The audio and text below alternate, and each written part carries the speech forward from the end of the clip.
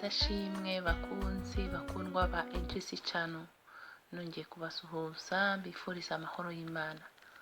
Uyu munsi twageze ku wa mbere. Ubu rero abantu benshi bananiwe kubera umunsi wa weekend, abantu benshi baruhutse, ariko ku wa mbere abantu benshi baba bagifite umunaniro wo muri weekend. Ko abantu benshi bagerageza gukora ibyo bashoboye, gusura inshuti. Ngubu twasohotse, twatangiye gusohoka. Harimo nibaza mvuga nti rero ubu abantu bazagera mu kazi ibitotsi bitangire bize, abandi bavuga bati nkeneye kunywa ka Coca-Cola, nkeneye kunywa kafe kugira ngo nyine nkanguke. Benshi rwose ku wa mbere barimo bavuga bati dejone yanjye ni n'akaga Coca-Cola, nibyo binkangura, nibyo binkomeza.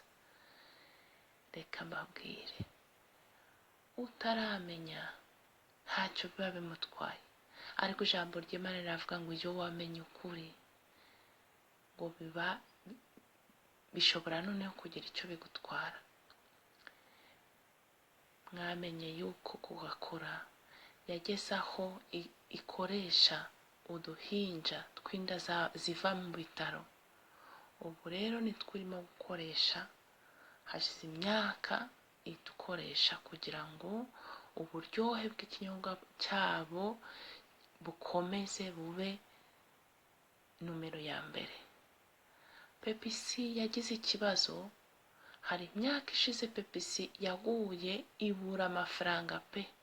Kwa kundi wajyaga kugura Pepsi ubona Coca-Cola iri ku ruhande, ukigurira Coca-Cola 3, Pepsi ikagura 1. Uko niko byagendekeye rero.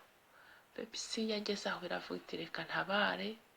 Ubwo rero nabo baragiye bishakira za company zigurisha impinja zose zinda zivira mu bitaro, ubwo batangira kuvanamo za serire z'izi mpinja, bazishyira mu binyobwa. Basanga rwose ngo byongera uburyohe ndetse bigatera ikintu kimeze nka inspiration. Ubwo rero nibwo bababajije bati se murimo kugaburira uruhinja abantu? Baravuga bati ntabwo ari twebwe gusa, kuko hari kampani nyinshi zikora imiti, zikora za produits zo ku ruhu, zikoresha utu duce tumwe na tumwe tw'uduhinja tw'inda zivamo. Bati rero natwe twatangiye kubikoresha, dusanga biryoshye cyane. None rero abakunzi ba Coca-Cola nagira ngo muryoherwe, ariko abakristo murakomeza muyinywe.